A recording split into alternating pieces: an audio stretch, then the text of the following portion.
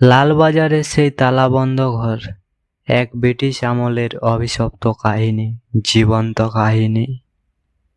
কলকাতার লালবাজারের নাম শুনলেই আমাদের মনে পড়ে পুলিশের দাপট। কিন্তু আপনি কি জানেন, এমন একটি ঘর আছে যা গত 100 বছর ধরে কেউ খোলার সাহস পায়নি। এমনকি ব্রিটিশরাও এই ঘরটিতে অভিশপ্ত বলে সিল করে দিয়েছিল।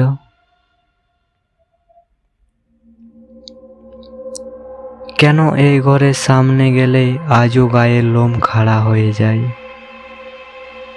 কেন মাঝরাতে এখান থেকে ভেসে আসে হাসির শব্দ? আজ জীবন্ত কাহিনীতে আমরা পর্দা তুলব সেই ঢাকা পড়ে যাওয়া ইতিহাস থেকে। 1000 সাবস্ক্রাইবার পূর্ণ হতে আমাদের এই রহস্যময় যাত্রা আজই যোগ দিন। ঘটনাটি 1945 সালের।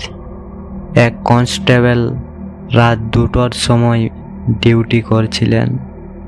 হঠাৎ তিনি দেখলেন সেই বন্ধ ঘরের দরজার নিচে দিয়ে একটা হালকা নীল আলো বেরোচ্ছে।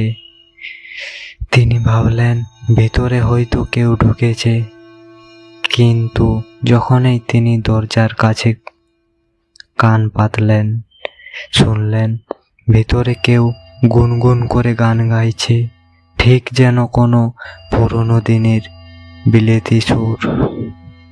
কনস্টেবলটি ভয়ে পিছিয়ে এলেন।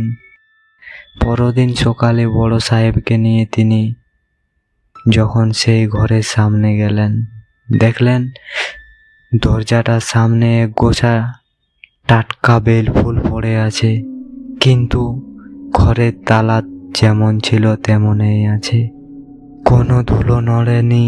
সাহেব যখন তালা খোলার চেষ্টা করলেন, তার হাত হঠাৎ বরফের মতো জমে গেল। কানে কেউ ফিসফিস করে বলল, এখনো সময় হয়নি।